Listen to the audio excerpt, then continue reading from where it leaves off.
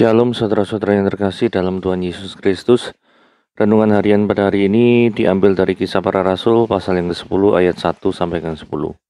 Judul renungan kita pada hari ini adalah Allah tidak pernah abai. Saya terberkati dengan sikap seorang dokter yang berperan penting terkait dengan metode pengobatan untuk pasien COVID-19 di Indonesia. Dia rela namanya tidak dikenal asalkan hasil kerja kerasnya dapat menginisiasi terapi plasma konvalesen (TPK) bagi pasien COVID-19 dapat bermanfaat. Kerja kerasnya pun seolah terbayar lunas. Semakin banyak orang disembuhkan berkat terapi yang mereka kembangkan. Bahkan akhirnya ia sendiri menerima penghargaan atas dedikasinya di bidang medis. Fakta hidup menunjukkan tak semua orang berjasa besar bagi kehidupan orang lain akan mendapat pengakuan dan penghargaan. Tak sedikit dari orang-orang yang luar biasa ini luput dari jepretan kamera, tidak pernah ditulis kisahnya, sehingga tidak pernah dikenal oleh publik sampai akhir hayat. Namun apakah Tuhan juga melupakan kebaikan orang-orang seperti ini? Belajar dari kehidupan Cornelius, seorang perwira Italia yang ditemui malaikat Tuhan, kita akan mengerti jawabannya. Kesalehannya dan perbuatan baik Cornelius berupa sedekah kepada umat Yahudi ternyata tidak luput dari perhatian Allah. Kisahnya bahkan tertulis di Alkitab, sehingga setiap orang yang membacanya kisahnya dapat terinspirasi dalam melakukan kebaikan. Jadi, apakah kita sedang berkecil hati karena jasa kita dilupakan atau diabaikan oleh manusia, bahkan oleh orang yang kita percayai? Mari arahkan fokus kita kepada Tuhan, pribadi yang tak pernah luput memperhatikan setiap kebaikan yang dilakukan dalam takut akan Allah. Manusia boleh melupakan, tetapi Allah memperhatikan kita. Ketika manusia melupakan, ingatlah, masih ada Allah yang melihat hidup kita. Oke. Nah, sekarang renungan kita pada hari ini adalah kaum proselit, siapakah mereka? Apakah tujuan Petrus menemui Cornelius di Kaisaria? Apa signifikasinya kedatangan Petrus? Apakah ini berkaitan dengan keselamatan Cornelius? Nah, itu yang sedang mau kita bahas, gitu ya. Oke, lanjut. Kita baca Kisah Para Rasul pasal yang ke-10 ayat 1 sampai 10. Di Kaisaria ada seorang bernama Cornelius, seorang perwira pasukan yang disebut pasukan Italia. Ia saleh, ia beserta seisi rumahnya takut akan Allah, dan ia memberikan banyak sedekah kepada umat Yahudi dan senantiasa berdoa kepada Allah. Namun dalam suatu penglihatan, kira-kira jam 3 petang, jelas tampak kepadanya seorang malaikat Allah masuk ke rumahnya dan berkata kepadanya, "Cornelius." Dia menatap malaikat itu dengan takut. Dia berkata, "Ada apa Tuhan?" Jawab malaikat itu, "Semua doamu dan sedekahmu telah naik ke hadirat Allah, dan Allah mengingat engkau. Dan sekarang, suruhlah beberapa orang ke Yope untuk menjemput seorang yang bernama Simon, yang disebut Petrus. Dia menumpang ke rumah seorang penyamak kulit yang bernama Simon, dan yang tinggal di tepi laut." Setelah malaikat yang berbicara kepadanya itu meninggalkan dia, dipanggilnya 2 orang hambanya beserta seorang prajurit yang saleh dari orang-orang yang selalu bersama-sama dengan dia. Dan sesudah ia menjelaskan segala sesuatu kepada mereka, ia menyuruh mereka ke Yope. Esok harinya, ketika ketiga orang itu berada dalam perjalanan dan sudah dekat Yope, kira-kira pukul 12 tengah hari, naiklah Petrus ke rumah untuk berdoa. Dia merasa lapar dan ingin makan, tetapi sementara makanan disediakan, tiba-tiba rohnya diliputi oleh kuasa ilahi. Nah, kita bahas seorang tokoh yang bernama Cornelius. Ayat 1 dikatakan di Kaisaria ada seorang yang bernama Cornelius. Terus dikatakan dia adalah perwira pasukan Itali, gitu ya. Jadi jelas kalau dari sisi pandang Yahudi, Cornelius ini adalah orang asing, bukan Yahudi. ya toh. Memungkinkan sekali karena ada keterangan ini pasukan Italia. Italia berarti di sana kota yang paling terkenal, ibu kotanya adalah Roma. Nah, memungkinkan sekali ini berasal dari Romawi Barat, gitu ya, orang ini. Karena Romawi itu terpecah dua ya, ada Romawi Timur dan Romawi Barat. Kalau Romawi Barat, ibu kotanya Roma, sedangkan kalau Romawi Timur, ibu kotanya itu adalah Konstantinopel atau Istanbul yang sekarang. Nah, kelihatannya Cornelius ini adalah perwira Romawi yang ditempatkan di Israel, daerah Israel. Jadi, kalau abad pertama itu kan Israelnya dijajah oleh atau diduduki oleh orang-orang Romawi. Sehingga pasti ada perwakilan-perwakilan orang Romawi yang ada di daerah jajahan masing-masing. Itu adalah suatu yang wajar. Ya, oke. Kemudian ayat 2 dikatakan, ia tuh saleh. Nah, ini hebatnya ya. Gak cuma dia ya.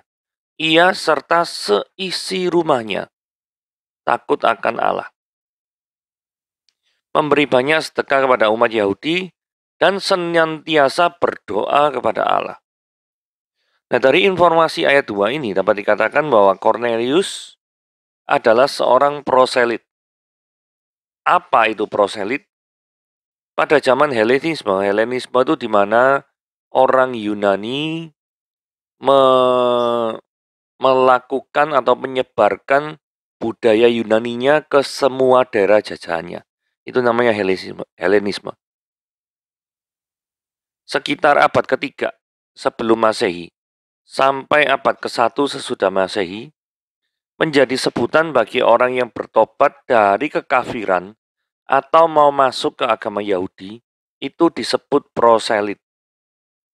Kemudian mereka dibedakan sebagai proselit saleh dan proselit gerbang. Nah, yang terakhir maksudnya proselit gerbang. Ini memuliakan Allah, tetapi orang yang bersangkutan itu tidak disunat. Karena orang Yahudi mewajibkan bahwa dirinya disunat. Dan karena itu tidak diterima oleh masyarakat Yahudi karena mereka tidak disunat. Disebut proselit gerbang karena mereka tinggal di luar gerbang bait Allah di Yerusalem, yaitu di pelataran bagi orang-orang kafir dan hanya boleh menjalankan doa di sana. Jadi itu proselit gerbang itu ya. Tapi kelihatannya Cornelius ini termasuk proselit saleh. Karena dia banyak memberikan sedekah dan dia berdoa pada Allah. Kelihatannya kalau membaca seperti ini dia memiliki hubungan yang baik dengan orang-orang Yahudi gitu ya. Nah, dia dikatakan memberikan banyak sedekah kepada umat Yahudi. Jadi turut serta dalam kelihatannya mempersembahkan korban juga ya. Kalau dia adalah proselit, yaitu penganut agama Yahudi, maka dia pasti akan memberikan korban. Tapi kalaupun di sini ayatnya tidak mengatakan dia memberikan korban, tapi sudah cukup memberikan kepada kita informasi dia itu banyak memberikan sedekah. Artinya orang ini mengeluarkan uang untuk kepentingan agamawi. Jadi Cornelius ini adalah orang yang masuk agama Yahudi, sebelumnya pasti kafir karena orang-orang Romawi itu pasti menyembah banyak dewa, atau mungkin tidak percaya dewanya sama sekali, atau mungkin satu lagi menganggap Kaisari adalah dewa bisa juga. Cornelius ada dalam jalur yang tepat dalam hal spiritual. Cuma ada satu masalah lagi, yaitu apa? Cornelius tidak mengenal siapakah Yesus Kristus.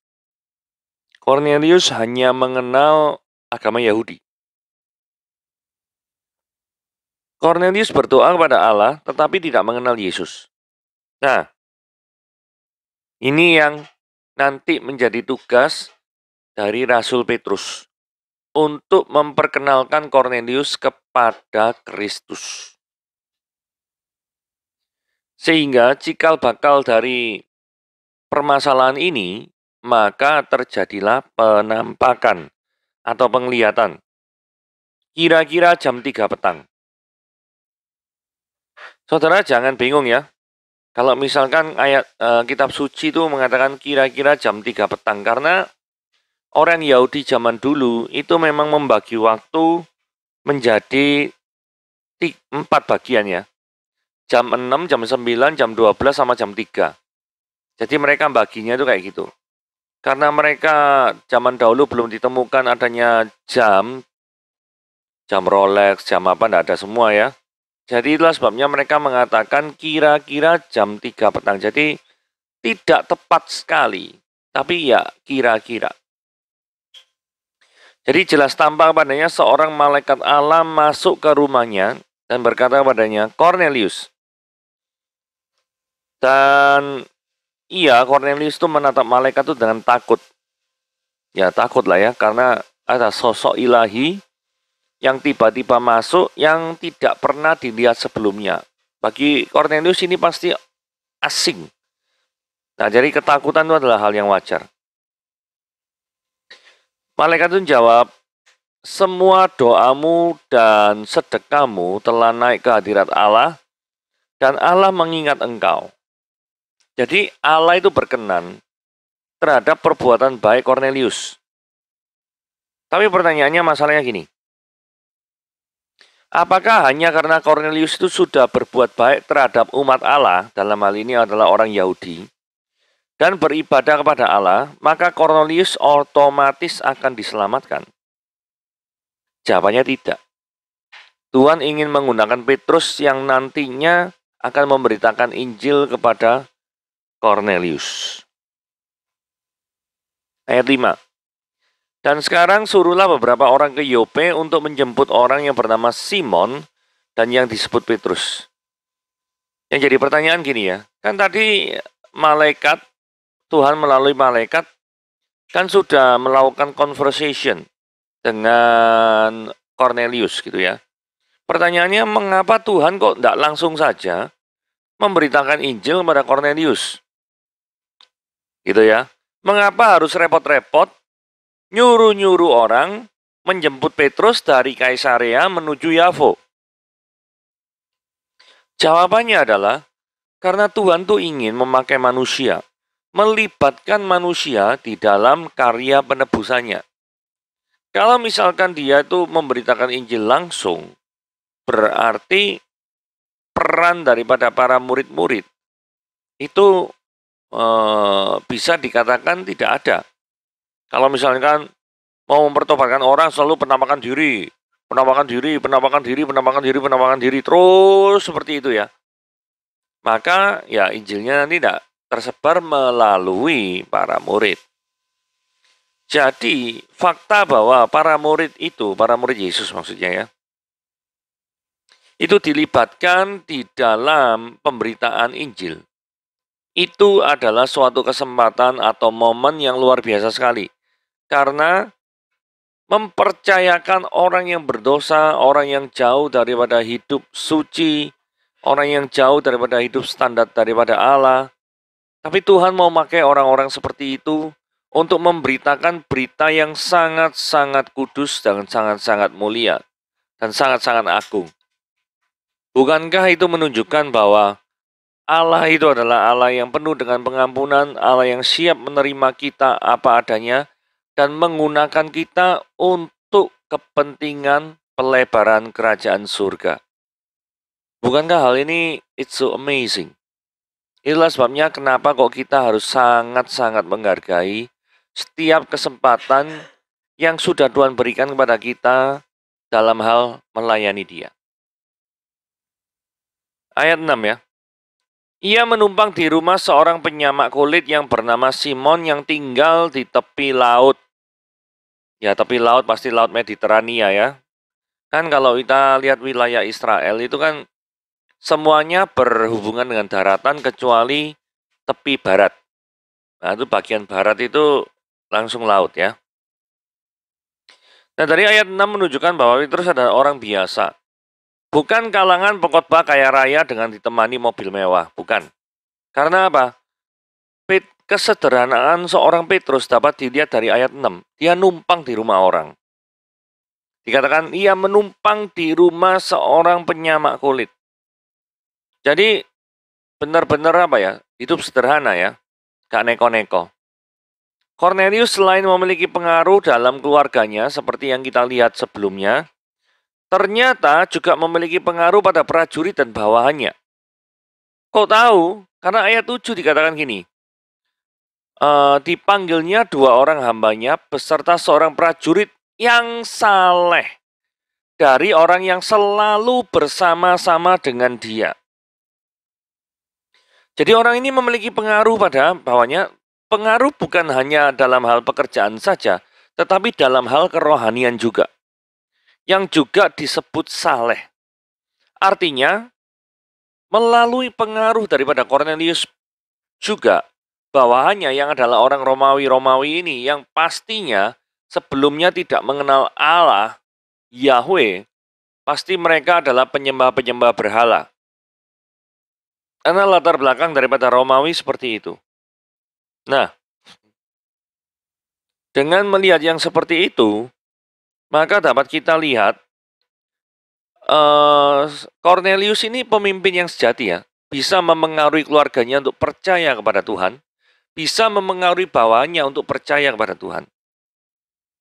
Pertanyaannya adalah gini, seberapa besar kita memiliki pengaruh di lingkungan sekitar kita?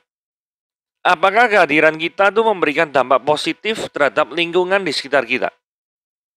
Cornelius memberikan dampak positif loh. Walaupun dia belum secara utuh mengenal keselamatan di dalam Yesus. Belum. Tetapi di tengah pengenalan Allah secara parsialnya pun, dia tetap memberikan pengaruh yang positif. Dan Tuhan tidak pernah tinggal diam terhadap orang-orang yang memiliki hati yang tulus seperti ini. Nah, ini mirror event. Maksudnya mirror event apa ya? Suatu kejadian yang mirip, yang sama. Jadi Petrus mengalami penglihatan sama seperti kejadian malaikat menampakkan diri kepada Cornelius. Peristiwa ini juga dialami oleh Petrus, sama-sama didatangi oleh malaikat Tuhan. Nah, kenapa kok peristiwa ini penting? Karena begini ya, kalau menurut saya ya, kalau misalkan Petrus itu tidak diberitahu malaikat Tuhan, apa tujuan 3 orang Romawi? Ini 3 orang Romawi ya. Ingat ya, abad pertama orang Romawi menjajah bangsa Israel. Jadi, kalau misalkan Petrus itu tidak diberitahu, terus tiba-tiba ada orang Romawi 3 nyari dia, kira-kira Petrusnya lari atau malah menyambut dengan hangat ya? Secara natural ya pasti lari lah. Takut apa? Pasti takut ditangkap toh. Nah, untuk menghindari kejadian yang seperti itu, maka malaikat Tuhan itu menampakkan diri, memberitakan maksud yang sesungguhnya kepada Petrus. Tujuannya apa sih? 3 orang datang itu seperti apa? Jadi, melalui penglihatan ini, malaikat Tuhan mengubahkan mindset Petrus, ya toh, yang salah bahwa keselamatan hanya untuk orang Yahudi saja. Mari kita lihat respon-responnya Petrus setelah peristiwa penglihatan ini. Jadi ingat ya, malaikat tadi datang tujuannya ada 2 ya. Satu, supaya Petrus tidak melarikan diri karena dipikirnya takut 3 orang ini mau menangkap dia.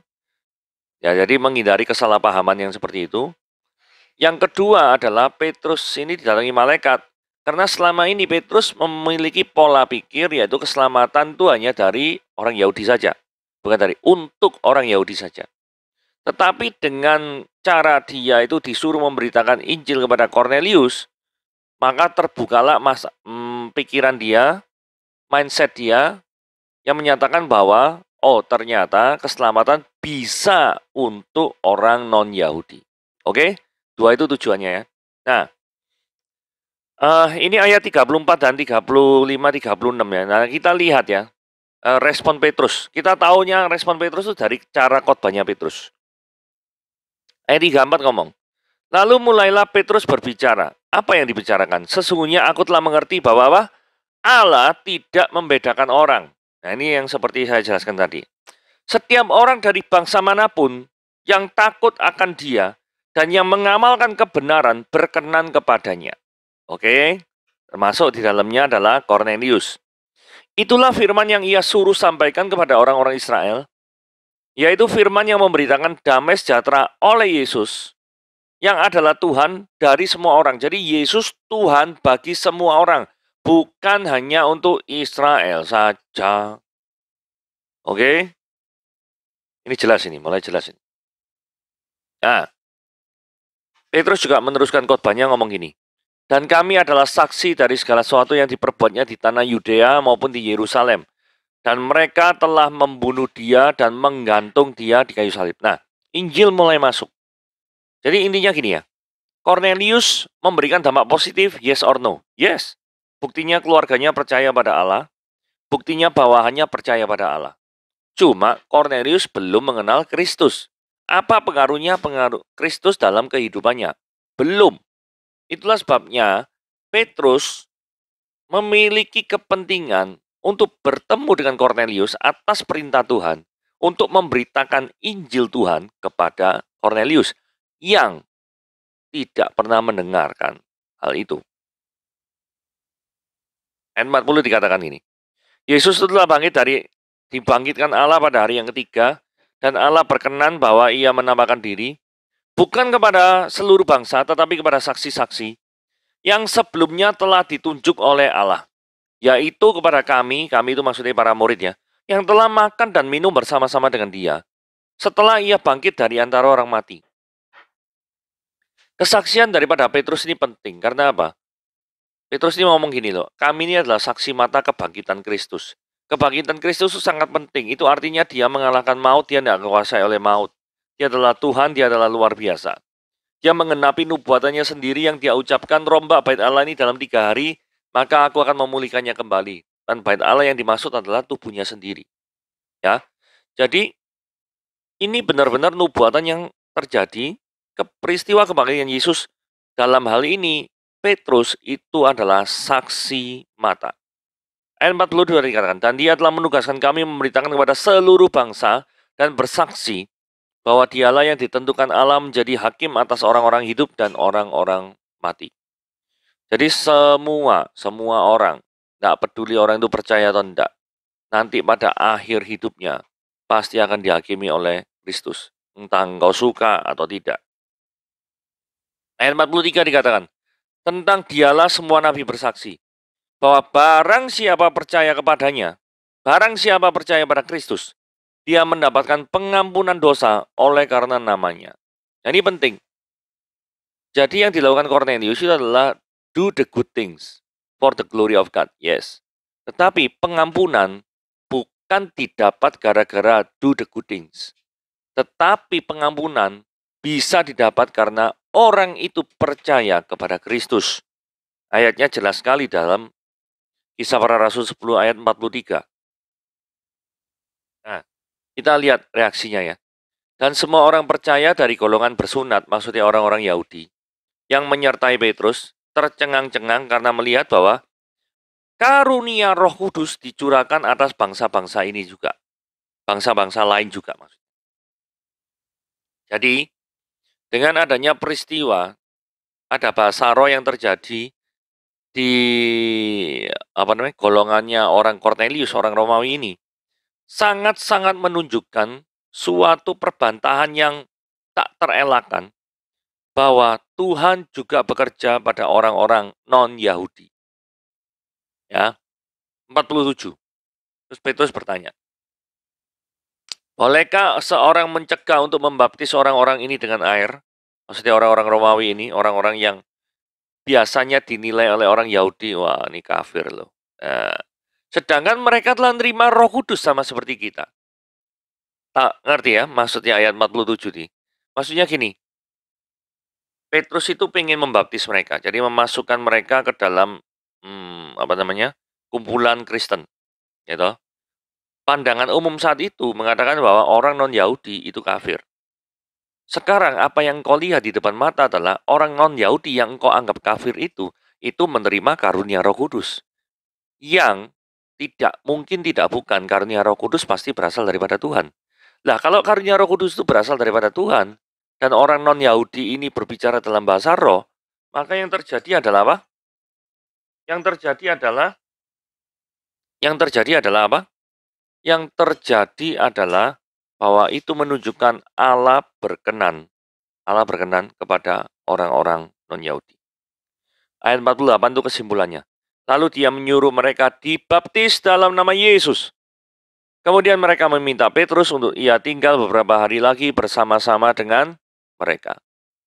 Jadi dari sini dapat kita lihat bahwa orang-orang non-Yahudi itu sudah percaya dan masuk Kristen. Dan Allah tidak pernah membiarkan orang-orang yang saleh itu mati kebinasaan tanpa mengenal Kristus. Buktinya kejadian 10 ini, Kisah Para Rasul 10 ini adalah pembuktiannya seperti itu. Oke, renungan kita hari ini seperti itu. Tuhan Yesus memberkati.